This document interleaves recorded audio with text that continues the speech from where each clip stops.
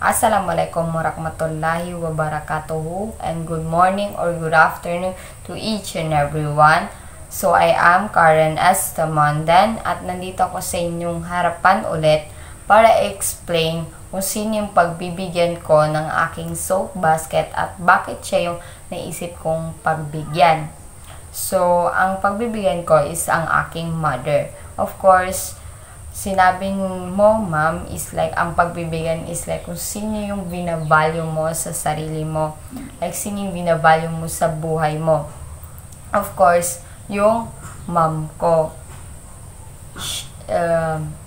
She is a single mother na kung saan siya lang yung nagtataguyod sa amin. Siya yung naghahanap buhay para lang mabuhay kami at makuha namin yung mga gusto namin, mapag-aral kami. So, like, siya yung unang pumasok sa isipan kong pagbibigyan ko. Kasi, of course, siya yung binavalue ko at yung paggawa ko dito is like, may effort talaga, pinagpasensyahan ko talaga yung paggawa ko nito kasi mahirap siya, literally, kasi nakakaubos ng pasensya. But, of course, as I do this, iniisip ko talaga na pagbibigyan ko is yung mother ko. So, iniisip kong mabuti, pinagpapasensyahan kong mabuti yung gawa ko. So, like, dahil siya yung napili ko, kasi of course, siya yung binabalyo ko sa buhay ko. As what I said, siya lang yung nagtataguyod sa amin at of course, siya yung mother of our family.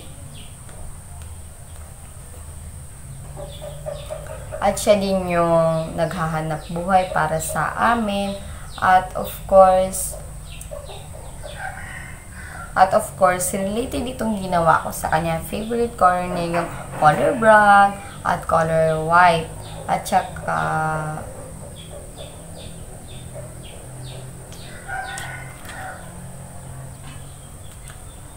I know na ma-appreciate talaga niya yung gawa ko kasi kahit ano man yung ibigay sa kanya is matutuwa talaga siya.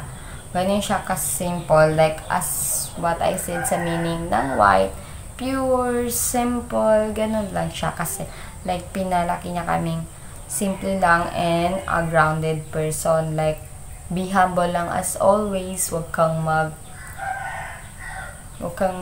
apak ng ibang tao para lang tumaas ka. No, no, no. So, kaya talagang related yung color white and color brown para sa kanya.